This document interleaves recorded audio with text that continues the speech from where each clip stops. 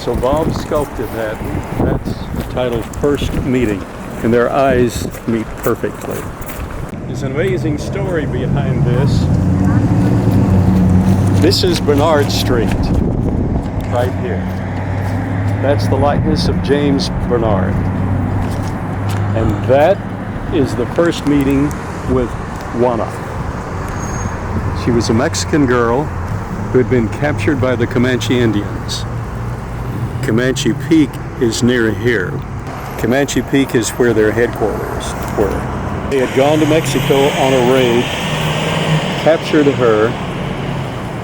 She was real spunky. That's the reason they didn't kill her, because she had courage. Now, she was a twin. She was from a wealthy family in Mexico, but of course lost all of that overnight. She and her girls were having a sleepover. Her girlfriends were having a sleepover. The parents were gone. Family was gone. The Indians raided them, killed all the girls except her, because she stood up to them. They said, "You're the kind of woman we like." So they kidnapped her, killed the other girls, and she of course, her twin brother was a teenager. She never expected to see him. Years went by. They brought her here. When they came in here, there was one mill, a grist mill, 2 blocks down the street. Part of it still remains. That's Barnard's Mill. And James Barnard's brother ran that. James had just graduated from Harvard and came just to relax. He was inside the mill, looked out. The Indians were there bargaining for corn, flour. She was on the horse. More Indians were there, but the negotiating Indians were inside. He looked through the window and saw her, and fell in love with her, and he told his brother, "I want you to buy her for me."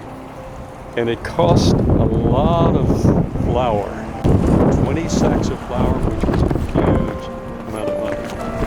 You know, that was in the mid-1800s. They got married. They settled in this area. And between here and Granbury, they opened a little lean-to cafe. That's all cafes were in those days. All you needed was a cover, a kitchen, and an awning or a roof.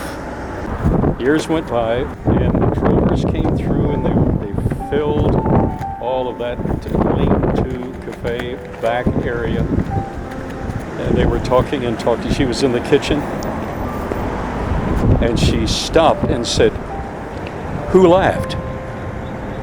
And they said, "No, we're all laughing." No, who laughed?